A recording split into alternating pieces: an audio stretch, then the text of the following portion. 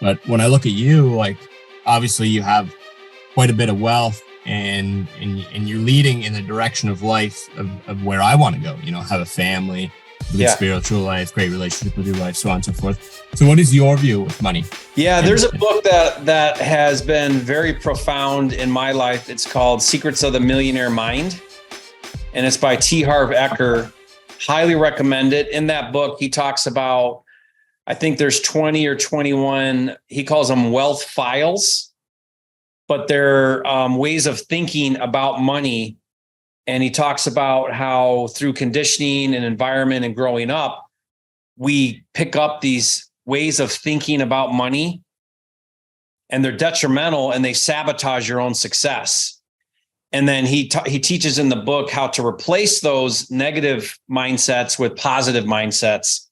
And when you make that transition, then all of a sudden you've aligned now with the principles of money. You're now viewing money in the proper context, and then it naturally flows to you. So if you believe in that idea around the law of attraction, and you believe that what you put out to the universe gives back, or God, or whatever your views are, but this idea around, everything's created first in the spiritual or in the emotional, right? In the mental, and then it's created in the physical. I believe that totally. Like I believe that 100%, that nothing becomes physical until it's first become an idea, right? And so if you've got a whole lot of negativity around money and success and wealth, then you're going to repel it, even if it's subconscious. Most of it's subconscious. So for example, one of the things he talks about your financial thermostat or a blueprint. So if you think about a thermostat, if the thermostat's set for 70 and it's cold outside and you open the window, then what's going to happen is the temperature is going to go down to 60, let's say. The thermostat, though, is going to kick on and it's going to bring it back up to 70. So if your thermostat's set for making $100,000 a year, what's going to happen is if by chance you make $200,000 a year, you're going to reset back to 100. You're going to blow the money, mismanage it, not invest it well, and you're going to bring yourself back to 100 because that's the mindset you're set for. And that's why if you take billionaires and they lose all their money in a year or two, they have it all back or more, because you could take it all away. But if their mindset is set for $1 billion, then they get right back to $1 billion, or $1 million or whatever it is. And so you really, more than anything, more than strategy, more than technique, more than an industry or a business model, the number one factor that's going to determine how much money and success you have has nothing to do with the thing and everything to do with your own personal beliefs and mindsets around money. Well, around that very idea, one of the wealth files is this belief that it's either or. Okay, so an either or mindset is either you're rich or spiritual, but not both. Either you're rich or a good dad, but not both. Either you're rich and a good husband, not both. But the right mindset is you can be rich and spiritual. You can be rich and generous, rich and a good dad and a good husband. There isn't either or, but abundance is you can be everything. You can have both. So there's this prevalent idea that gets instilled. It's really prevalent in the Christian community that money is the root of all evil and rich people are bad. And, rich people take advantage of the poor. I live in Puerto Rico, and that mindset is very prevalent. I had no idea. I come in as this gringo in Puerto Rico, and I'm demonized quite a bit. I'm called a colonizer and a tax evader. The reality is I'm doing so much good. I'm employing hundreds of people, providing jobs. I'm buying everything I do here on my rehabs locally. Like I'm doing so much good if you see it that way, right? For the economy. For providing jobs to local Puerto Ricans and all of it. But yet there's this idea around well, you're rich, so you're also bad. You're rich, so you also take advantage. You're rich, so, and if you kind of grew up with, money's the root of all evil, or rich people are bad, then of course you're never going to be one of those rich guys, because you don't want to be bad either, Right. And so it's a real shift of like, now if I see somebody ultra successful, ultra wealthy, I have a mindset of, good for you, man. You're amazing. I bet you're blessing so many lives. Now, maybe they're not, because you could be rich and bad. Right. But I don't assume that. I assume that you're doing a lot of good to the world, and you should be blessed financially because you're providing value to a lot of people. You're solving problems. Oh yeah. I love what Caleb said. Caleb said the actual saying is the love of money is the root of all evil. That gets misquoted more than probably any other verse in the Bible. And the way I interpret that is an obsession over money, where you put money over relationships, money over spirituality. Money is the center of your life. That's probably the root of all evil, not the money itself. Money is neutral. Money's not good or bad. It's just a resource. What you do with it is good or bad, right? And so it's just putting things in the proper context. If you think, well, if I get rich, then I'm going to use the wealth to do bad. Well, the honest truth is, people are bad whether they have money or not. Money just gives you more of what you already are. If you have a good heart and you're generous and you're kind, more money is going to allow you to be more generous and more kind and more giving. Right. It amplifies you. Yeah. If you're selfish and take advantage and are mean to people, more money is going to allow you to be more selfish, more, all money does is it makes you more of what you already are. It doesn't make you bad. Right. So it's really understanding that it's only a resource, and it's money is just a vehicle to give you a different experience. That's all it is. It doesn't make you good or bad. It doesn't make you better or worse. It doesn't change your value. Going back to what, like, my wife talks about all the time, it doesn't change your value in God's eyes or anybody's eyes. What it does do is it provides you a different experience. I remember hearing Grant Cardone one time. He said, money doesn't buy you happiness, which is true. But then he said, but in all honesty, I'd rather cry in a Lamborghini than on a bicycle. Right. It doesn't make your problems go away. Money doesn't solve your problems. Money's not everything, but not having it is. Yeah. Yeah. But, I personally too, I'd rather cry in a Lamborghini than on a bicycle, but I'll tell you this.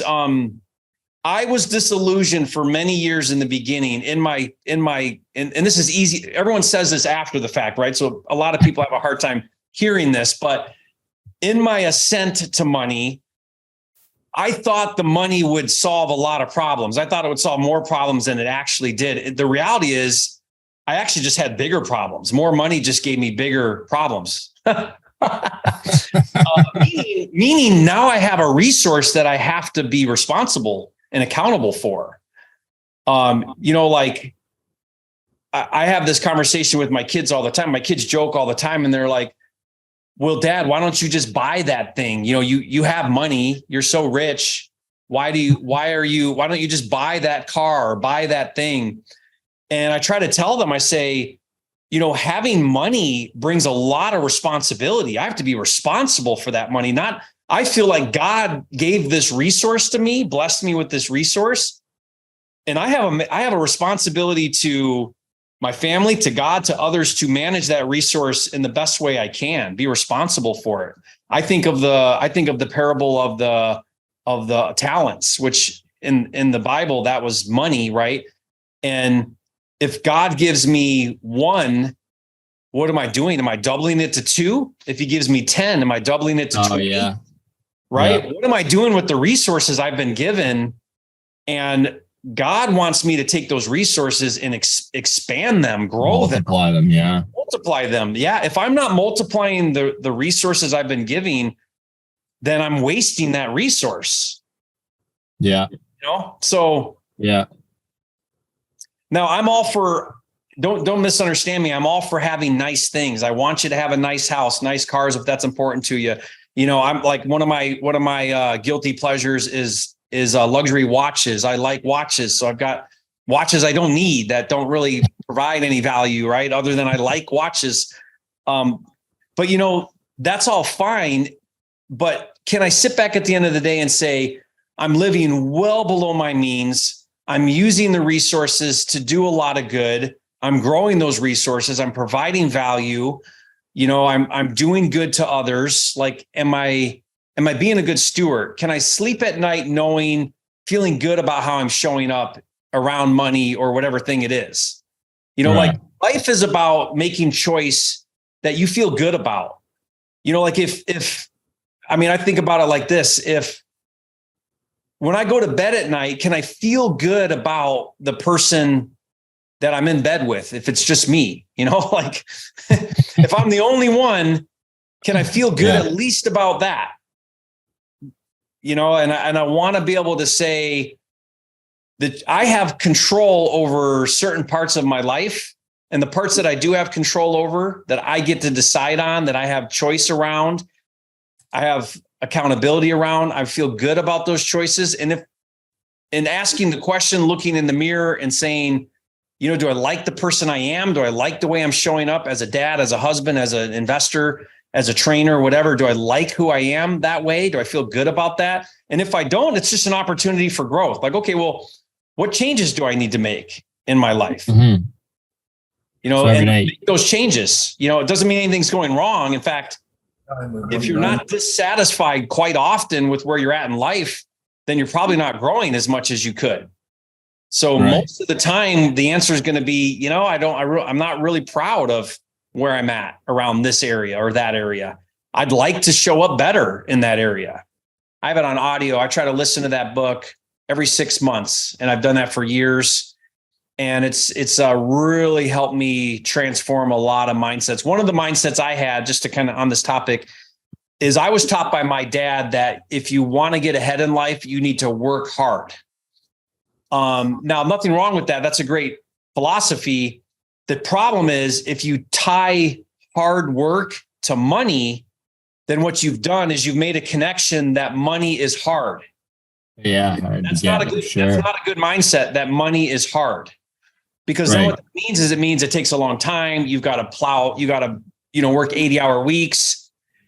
And this is something that I battle with over and over and over again. And I still battle with this today because it was ingrained in me. It was ingrained in me with sports coaches and my dad. And so I have this idea now that I try to live by, which is the less I work, the more I make. And it's totally foreign. It goes against everything I was ever taught. Okay. What do you mean the less I work, the more I make? That's not how it works. The more you work, the more you make. The harder you work, the more you make. No, actually, if you get the heck out of the way, the less you work, doesn't mean work's not happening. It's just the less you work, the more money you make. And so what that does is it forces you to get out of the way, forces you to build a team, forces you to bring talent into your organization, forces you to think that there is enough money to go around and that money flows naturally and easily into your life. Not hard, easy. Money comes easy. Gotcha. It's this. You're talking about systems, like how much effort can I, like pound for pound? How much am I getting back per pound of effort that I'm giving out? Yeah, I see what you're saying. Is that what you mean? Yeah. Meaning, you know, do I do $50,000 assignments or do I do $5,000 assignments? Do I do $100,000 flips or do I do $20,000 flips?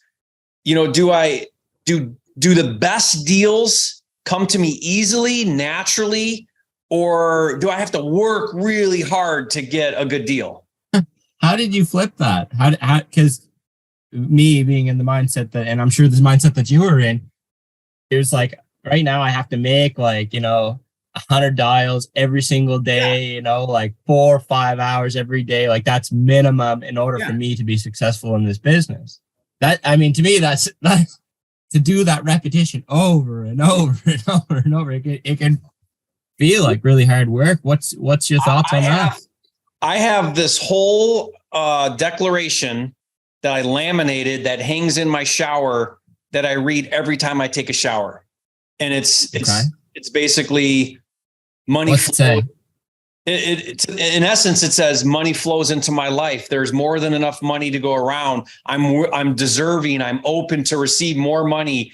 You know, unexpected checks come to me in the mail, which is weird. They do. I get checks in the mail for some reason. Want to send me that lamination? I might. Yeah, I'll take a picture of it. Yeah, send it to me. I'll take a picture of it, and I put it on my Instagram some time ago. But I'll go take a picture of it and share it with you guys if you want. Yes, please. Yeah, it's basically just, you know, I'm open and willing to receive more money, and the universe is conspiring to bring more money into my life.